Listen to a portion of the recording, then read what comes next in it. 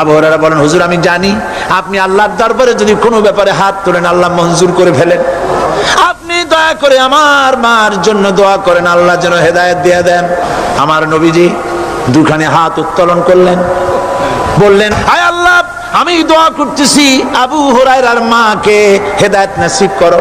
আবু হুরায়রা দৌড় দিলেন বাড়ির দিকে। কয়েকজন সাহাবী হযরত আবু হুরায়রার জামা টেনে ধরেছে, ধরে বলে, আবু হুরায়রা দৌড়াও কেন? হযরত আবু হুরায়রা বলেন, জামা ছেড়ে দাও, আমি দৌড়াইয়া বাড়ি যাই দেখতে চাই। আমি দৌড়াইয়া আগে বাড়ি যেতে পারলাম না, আমার নবীর দোয়া আগে আমার বাড়ি চলে গেছে। দৌড়াতে দৌড়াতে বাড়ি চলে গেছেন। দরজায় নক করলেন, ভেতর থেকে আওয়াজ এলো, কে?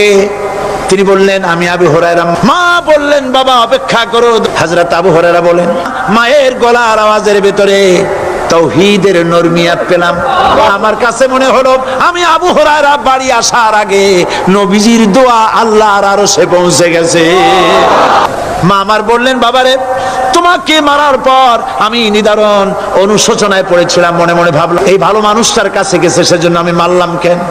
বাবা গো, আমি আমার ভুল বুঝতে পেরেছি, জীবনের ভুলও ধরা পড়েছে, আমাকে জলদি করে নিয়ে চলো বিশ্ব নবীর দরবারে।